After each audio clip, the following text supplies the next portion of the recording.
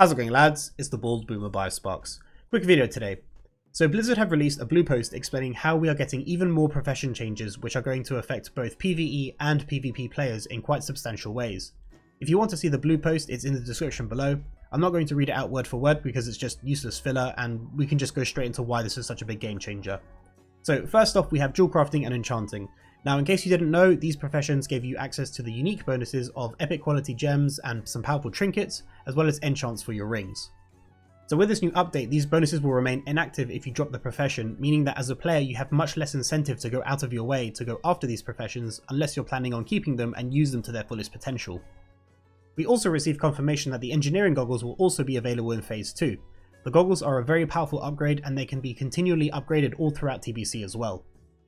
Now for PvE players, this creates quite an interesting scenario, since now that the value of enchanting and jewel crafting has diminished in regards to their unique bonuses, this makes our good old friend the leatherworking drums more attractive for players to use for their raids.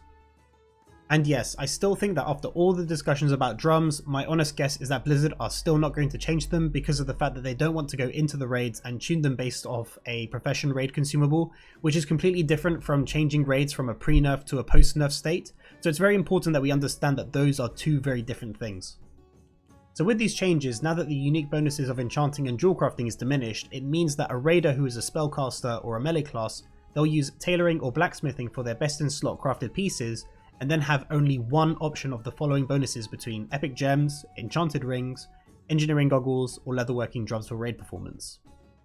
What I feel Blizzard's line of thinking here is, instead of attacking the issue of leatherworking drums directly, they have reduced the value of other professions from a raiding perspective so that a player doesn't feel like they have to constantly pick up and drop professions throughout TBC to get the most out of their character.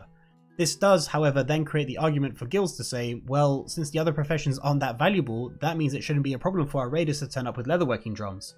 So this may have a knock-on effect on guilds that previously didn't feel like they wanted to burden their players with choosing a profession solely for raid encounters, so only time will tell with that one. Either way, from a PvE perspective, this ultimately means that players will have to choose, and choose carefully, what profession bonus they want to get the most out of, instead of having access to all of them if they put the work into it. Which also brings the spectrum of players that min-max closer to more casual players, since they can't take advantage of all those profession bonuses. So as I said before, making these profession bonuses less attractive to go after does give the implication that Blizzard is trying to make it seem that being locked into leatherworking for the drums isn't so bad, but I'll let you be the judge of that one. So what about PvP?